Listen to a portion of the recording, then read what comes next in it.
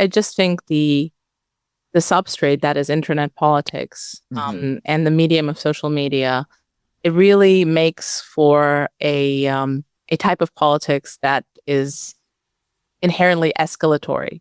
Because what people are looking for, when they're, going onto social media talking about politics, they're looking for eyeballs. They're looking for clout. They're looking to, show that they're, the most based person in the room. And the only osmotic pressure that you have online is for escalation. And that's kind of what I experienced with my podcast as well. Like, I think there's, a set of, let's say, 10 incredibly useful hidden insights that exist in the dissident right, or that people talk about. Make it 20. But then after a while, to be able to feed your audience more subversion, more interesting, edgy stuff, you either have to kind of escalate and say, the World War II myth is the myth of the, and then the next episode is like, well, actually Hitler had his reasons, and then the next episode is like, actually Hitler should have won, and then you kind of, because this is a journey that your audience is also on, because they're not just watching you, they're watching the whole ecosystem escalate. And then more and more people. I remember I had a guest at one point, just someone, because I was kind of toning down the edginess, because I just couldn't get myself to that level. And this was someone who's more of a rationalist, and literally every one of my comments was just Jewish slurs, that he had a Jewish sounding name and happened to be Jewish.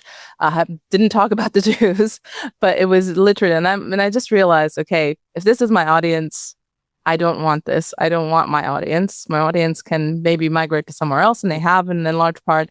And yeah, I mean, not to mention, obviously, as a woman, there are also lots of tensions about me being female, and then whatever I speak against what is currently the repository of knowledge and facts that is the dissident right. It is because I am a woman. I have a woman moment. I've been captured by feminism. So it's natural, I think, when you have an in-group, when you've kind of crystallized these in-group beliefs, if you have someone who's even a little bit of an apostate, it's like, okay, we need to get him. And on the right, it's easy because you can always kind of peel off some sort of layer of identity and smack the person in the face with it, Your nose looks a bit hooked, that's probably why. So yeah, or you're a foreign agent, or you've been paid by USAID. It's a long con. There's all sorts of reasons why. My fear is that we can't, for almost obvious human biodiversity reasons. I mean, holding a nuanced position towards an incendiary fact, especially one that's been covered up apparently by culture, or has been tried to be steered into a certain direction, seems to be a pretty tough thing for a lot of people to digest. And then you have all of the dynamics around tribalism and in-group and all these escalation mechanisms that you have with online politics. On the other hand, obviously, I don't think it's going back in the box. So essentially this, I think HBD knowledge, whatever it is, or, HBD knowledge is at its core, but then you have 17 layers of escalation on top of what it means and what we should do about it. And, heritage Americans need to reconquer the US and, annex Canada and all of this stuff. There are many layers of where this could lead. I don't think it's going back in the box, and the internet is just the way these things propagate.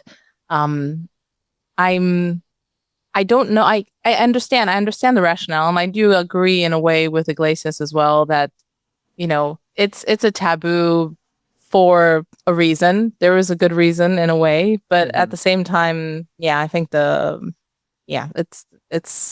the rabbit's out of the hat.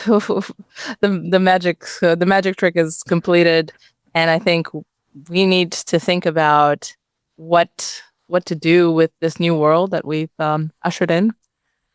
And it's a tricky one, because I really don't think that many people can look at bell curves, and most people don't have an intuitive grasp for probability. You have to be a certain capable. If someone says, if you look at a bell curve, there's a skew to 1 to 2 IQ points in favor of men.